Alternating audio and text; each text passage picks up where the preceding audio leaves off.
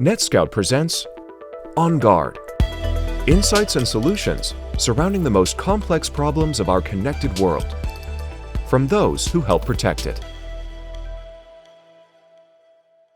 Welcome to On Guard. Joining me today is an expert panel of some very accomplished people with great experience, knowledge, and insight, ready to share their perspectives so that you might thrive with your UC&C environment. Eric Gray is a Chief Solutions Architect for NetScout based in California. Paul Barrett is NetScout's CTO for Enterprise Business based in Massachusetts. And Ray Krug is a Director of Product Marketing for NetScout based in the UK. Gentlemen, welcome to On Guard. Today, the four of us are collaborating across two continents, with two of us nearly 6,000 miles apart, spanning across 8 time zones. So let's dive right in and get going. First question, gentlemen, for anyone. What changes in our trends are you guys seeing in how companies are managing their UC&C environments?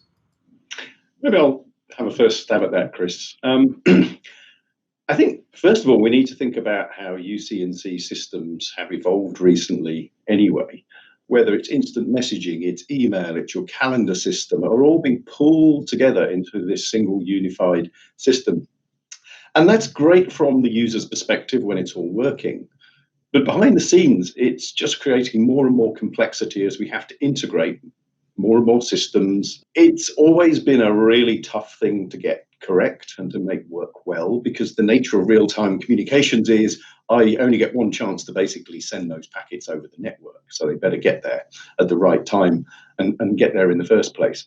With obviously everyone moving to home, we're now having to deal with internet connections, people's home Wi-Fi connections, and that's really created a whole new world of challenges at the same time that we've become increasingly reliant, particularly on services such as video. Paul, I would say that for the last, several years, people have been moving in that direction, but really the global pandemic pushed us all in a big way hard in that direction. Everybody is sitting around at their desk going through and executing a WebEx session or a Teams session or going on Zoom.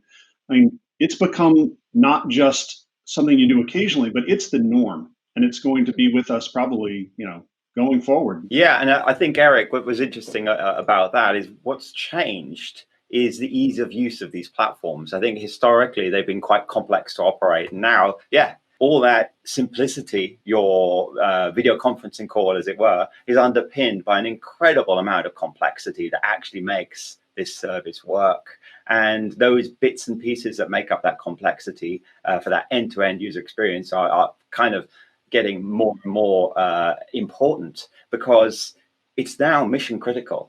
Chris, as you know, your question was included management as well, and I think both Ray and I touched on the point about increased complexity of these systems. One of my favourite examples is sort of a Fortune 500 company here in the US was rolling out a few years ago one of the latest and greatest UC&C systems, could not get call forwarding to work in a reliable way. They spent 6 months in a pilot phase, and then when they actually brought in a monitoring system and started to look outside of the UC&C environment, it turned out to be a problem with their Active Directory. It was all a problem to do with authentication infrastructure, but no one had looked there. So as you manage these complex systems, having a holistic view that not only includes the system of interest, but everything it's interconnected with and the broader environment can be extremely important, because, as I say, sometimes the problems aren't where you think they are. And I think the complexity aspect is kind of, I think it's coming to light now because it's in contradiction to the ease of use. I think people assume, it can't be too complex because it's easy to use. There's a lot of, cloud-based solutions going on. And I know that those are creating some new challenges just because it's a different animal over the last 4 or 5 years. But what are some of the challenges that you guys are seeing in the cloud-based hosted world that's, translating into some new challenges? I think some of the challenges for UC actually we're seeing generally in IT, which is as IT departments look to outsource components of IT infrastructure that traditionally they would have managed themselves and probably would have been running on-prem. It loosens the burden on you, but I would make 2 observations. First, as an IT organization, it does not get you off the hook, the fact you've outsourced it, because people are going to come to you, first of all, when it stops working. The second thing is there's an element of a loss of control which is if I've now got my infrastructure that is spread across, say, 3 or 4 different other providers, when problems do occur, actually convincing the person who owns or the organization that owns that part of the infrastructure that it is a problem that lies with them, to get them to take responsibility can be quite a challenge. I mean, we often sort of semi-jokingly talk about finger pointing, but we're human beings, and it's always easier to point the finger at somebody else before we go and take a deep look at our own environment. I think in addition, Paul, don't discount the importance of security. When we talk about the loss of control as we move to hosted UC&C, we also have to worry about the secure nature of these conversations. And I think IT organizations today are more concerned about that than they have ever been. They want to make sure that this confidential information continues to stay confidential. So encryption's critical. There's this ongoing debate. Do we VPN? Do we not VPN? Do we allow our work from home users direct access to these hosted UC&C platforms so they get better performance? But at the same time, I may be violating or exposing myself to security related issues. On the other hand, I can have them VPN into the corporate environment and utilize our connectivity from the data center back to the hosted environment. So now I can do some level of firewalling, I can do some inspection, I can check for malware, I can check for viruses, I can make sure that I'm adhering to the proper levels of encryption. So do you VPN, do you not? I've had customers go in both directions. So how do you juggle this back and forth? And from our point of view, how can we help to solve problems when customers are questioning whether or not they're getting the security levels they need or the performance they expect? And you're right, Eric. Each organization, and often it depends how regulated you are and what vertical you're in as to what options are available to you. But certainly, one of the benefits of bringing this traffic through your own enterprise network is it helps you troubleshoot. One of the things that I've seen with UC&C providers is whenever there's a poor quality meeting, everybody blames the UC&C provider, whether it's WebEx or Teams or Zoom. And we'll just assume that that's where the problem lies. And I think it's a great thing if we as an IT organization can actually, if it is our fault and we can collect evidence to that effect, that's helpful. But if it is a problem with the UC&C provider's own platform and we can collect evidence for that, we can actually give it to WebEx or Teams or Zoom and say, hey, look, you seem to have a problem with this particular set of servers, and here's evidence of that problem. And that benefits everybody, not just me, because it means that they can get that problem fixed as soon as possible, which actually benefits everyone who's using that platform. So there's that is certainly one of the advantages of bringing the traffic across your own network. Yeah, I mean, Paul, management and demarcation, absolutely critical. But of course, the other end of that spectrum is what I was saying earlier on, is now you're putting more load onto your internet pipe from your users into your data center, let's say, or your colo or whatever it is, and also putting more strain on your VPN concentrators as well. So monitoring at those choke points becomes critical, because everything's changing now. Is people they may be working from home now, traffic's coming in split or even full into your data center, so that's increased the capacity. You need to make sure you're aware of how that infrastructure is coping with what's going on. So visibility there is now even more critical for that critical UC experience. We sort of take it for granted at the moment that everyone's working from home, and we could have a debate, and I suggest we don't have that debate about to what degree people are going to come back into corporate locations. The point is there will be inevitably some move of employees back into corporate locations necessarily. The interesting thing that creates is a hybrid workforce. And so some people are going to be in corporate locations, some are going to be at home. That's going to change the traffic profile, maybe to the point that you were making, Ray. But as I say, I think over the next few years, we're just going to see this constant shift in the workforce, and we have to be prepared to understand what's happening and the implications of that. Two of the things I think you guys brought up, to me, there's tension in this balancing test, whether it be between performance and security, right? And then on another dimension, I think, what did people expect of the technology, right? Because there is no going back in one way, whether we go to hybrid or not. I'm curious to see if you guys have your own balancing test on how do you balance security performance and how are CIOs thinking about it, and how those changes are going to change, what has to happen in UC&C. Maybe I can pick one of them. I mean, earlier, Eric mentioned encryption. And I think, everybody understands that they want the the content of their discussion, both the audio and the video, to be protected from somebody who shouldn't have access to it. And this is actually where standards come into play. Standards generally ensure one of two things. They ensure a minimum level of performance. So, for example, an audio compression algorithm or video compression algorithm, if I adopt a standard, I know I'm going to get a certain level of quality. But they also ensure interoperability. And that's enormously important in these environments. I think there are very, very few organizations, certainly large organizations, who can claim to have a single vendor UC&C environment. So it's incredibly important that everyone's using the same standards. Now, when the clever folks who designed these standards did so, they made sure that even though the actual audio and video is all carefully encrypted and very powerfully encrypted, they leave some of the information that relates to timing and whether packets have been lost. That's available for analytic tools like those that NetScout produce. So it means that simultaneously you protected the privacy of the user, but I can still tell whether I've got too much latency on my network, whether I'm dropping packets, whether I've got a lot of variation in the delay. And that lets me, as an IT organization, do a much better job of detecting problems, isolate the cause of problems, and manage my quality. I think back to, 15, 20 years ago when UC systems on-prem were first starting to come out. Something Paul said really hit home with me. How many different protocols did we see floating around inside the infrastructures? We saw, dozens of different signaling protocols, much less how the payload was being transmitted. And as time went by, more and more adoption of, the SIP and H323 signaling standards really helped us to make sure that things worked. But as we use the common transport protocols, we get a nice encrypted signaling, but we also have to understand things like stun and turn in order to make sure that we can handle payload outside the environment. Natting in the firewalls is a really big challenge, but it is imperative for a company like NetScout to be able to provide that kind of visibility, even if it's outside and off-prem, watching these new protocols and new standards that people are adhering to.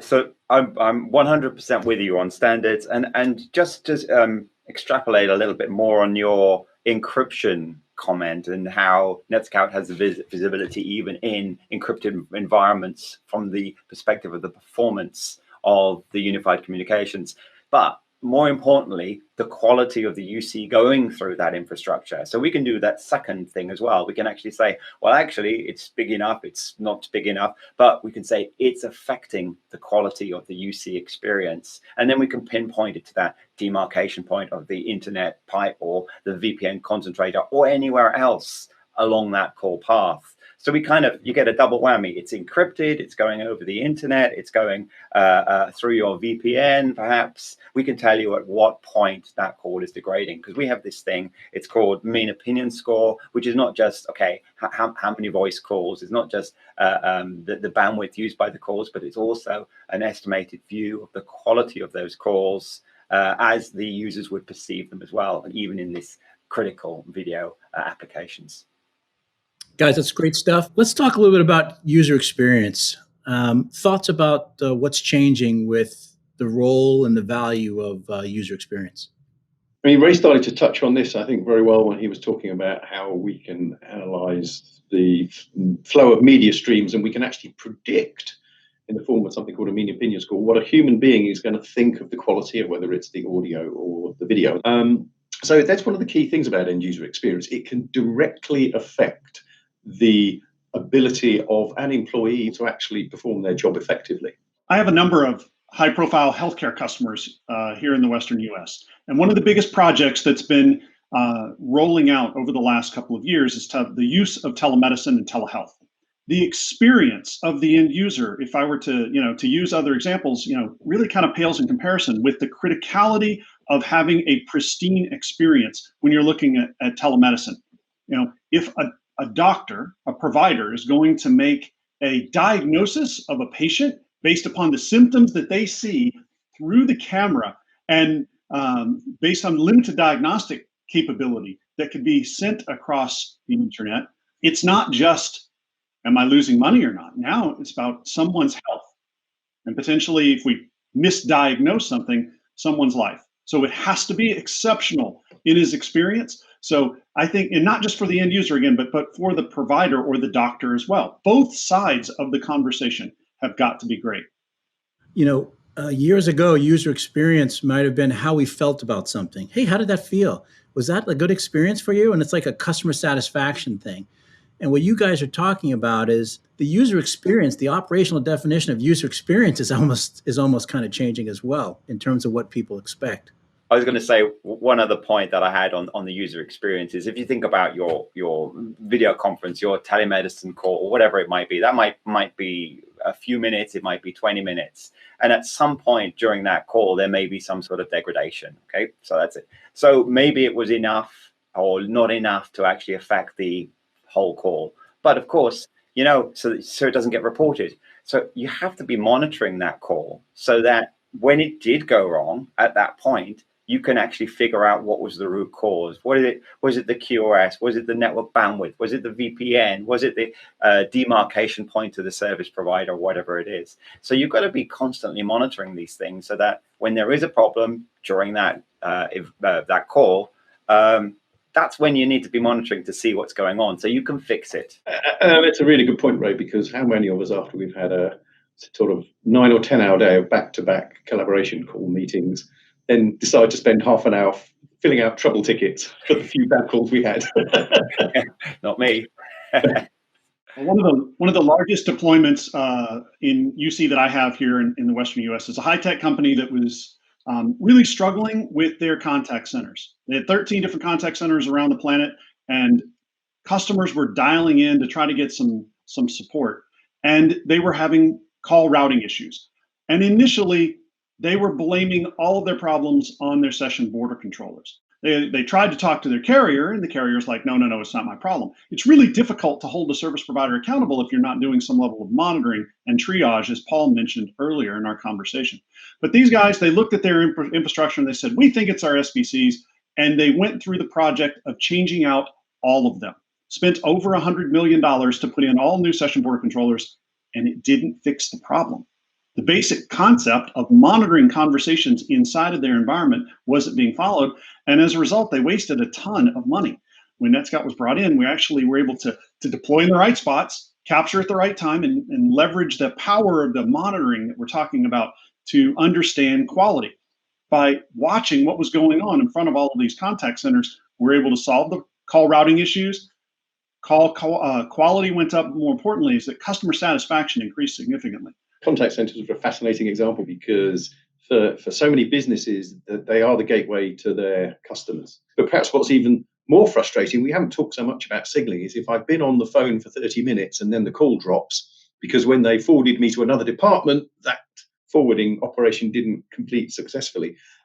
Sometimes you can lose that customer to another business, but if they're already a customer, potentially it just damages the reputation of your business. And that is so important for many of our customers, that brand reputation. So Ray, you often get a bird's eye view of how our technology really works and what customers value most. Can you share some insights into the types of problems organizations are wrestling the most with when it comes to UC&C? Yeah, I mean, I could reel off a million of these things, but the number one that's kind of comes across all the time is that demarcation. So because the UC is so complex now with, multiple zones, whether it's internet or whether it's across data centers, multiple data centers, links, using different components like session border controllers or gateways or you name it and all that sort of thing. If there is a problem, you kind of need to know what was the device? What was the area of ownership? What was the service provider that was at the root cause of that problem? Or of course, if it's not in your domain, you've got enough evidence to allow that problem to be escalated to that third party, whether it be a vendor or whether it be a provider and that sort of thing. Second thing, and I've talked about this for years, which is QoS actually. It's quality of service. And what I mean by quality of service is traffic prioritization through the network. So UC is voice and video. It's typically transported over UDP, which means it's very loss and latency sensitive. And these networks, as they become congested or the routes become long, then that increases the time for those packets to get from end to end, or increases the chances of them to drop. So you have to do prioritization of traffic in your network, and that's QoS. Being able to get that visibility of the quality and the prioritization allows you to see whether the call was degraded because it's not set to the high priority queue and it's set by best effort. And one of the examples I always cite is in a contact center where they obviously had a complex network, but they also had a lot of session border controllers, and it turned out, that one of the SBCs didn't have the default configuration. It was not prioritizing the traffic correctly. But in this sea of complexity, they had like 50 SBCs, 100 routers, multiple locations, and let's say 1,000 contact center staff in this environment. How do you find that?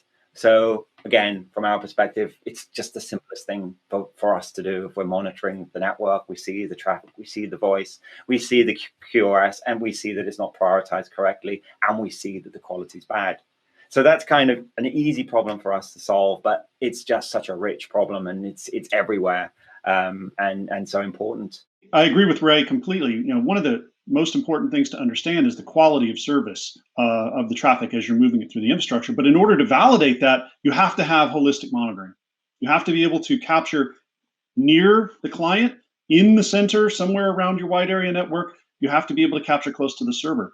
And multiple capture points in a sort of a multi-hop scenario allows you to do that triage and problem isolation that you talked about, to know exactly where is the QoS being set incorrectly. How easy is it to validate and hold your service provider accountable if you haven't already made sure that your backyard is clean? You have to make sure that you're properly handling the traffic as it goes around your own infrastructure, at your remote locations, and for your end users. The ability to validate an end user's experience, even if we don't have the ability to capture the traffic, is something that NetScout really does excel at. The ability to generate a synthetic transaction to simulate what an end user might experience as they go and connect to Teams, WebEx, Zoom, or whatever. An interesting angle on that, where what do we mean by availability? Because if the nice thing about those kind of synthetic tests is we can actually create tests that represent real user workflows. That's where these kind of synthetic tests, as you say, Eric, they allow us to test availability sort of 24/7, so I don't have to wait till 9 o'clock on a Monday to find that a service isn't available as I thought. But we can also truly get an insight into the end user experience for these basic workflow steps. So to me, that complexity to chaos to simplicity, kind of that waterfall, if you will, is always kind of surprising. So, making sure that experience is at least resolvable. It's not just customer sat, it's the flip side of the customer dissatisfaction as well. So gentlemen, parting thoughts and key takeaways for you guys. Yeah, I'll take this on first. So I think one of the things, if I was a CIO of a large organization, that I would really hone in on the idea of standards-based UC. At the end of the day, whatever UC environment that I deploy, I want to make sure that it's going to be obviously interoperate with all these complexity of the other systems that may be involved as well. Of course, we may be acquired, or we may buy another company. So then we're going to have a whole new set of UC. So if I've adhered to some sort of UC standards, then that means that I'm going to be able to have the best quality and the best future as far as evolving. And then finally, don't rely on the third-party SaaS vendor when it comes to ensuring quality of the environment, because you won't just have one. So you need to make sure that you've got your eye on all of them in order to be able to ensure high-quality UC experience. And I would really reinforce what Ray said. I mean, the three that I always pick on is, yes, the importance of that holistic view, the ability to look at what is connected to the UC&C system and not just the UC&C system itself. Absolutely, the monitoring system has to be vendor agnostic, and it also gives you that independent view. So you're not relying on vendor A to tell you how well vendor A is doing. You're getting a truly independent view. And finally, like I've said several times, real-time media, audio and video is hard to get right for a lot of the reasons we've discussed. So it should be an area of emphasis, and make sure that you select a monitoring tool that does a really good job in that area. And for me, above all else, the most important thing is the end user's experience. We've all taken a significant step towards adoption of UC in our everyday life. Everyone from my kids online doing distance learning to contact centers and people in corporate America. It's vital that we understand that those people have to have a great experience if they're going to continue to embrace and use this technology as it moves forward. I think that a lot of people are going to go back to work and go back to the office, but at the same time, I think UC&C and hosted UC&C is here to stay. Hey, thanks everyone for joining us for this episode of On Guard. We hope the dialogue and the discussion was valuable and you've gotten some good takeaways to apply in your own jobs. Special thanks to our distinguished panel, Paul Barrett, Ray Krug, and Eric Gray. Thanks to all for tuning in and have a great day. Cheers, guys. Thanks for watching this installment of On Guard, presented by NetScout, Guardians of the Connected World.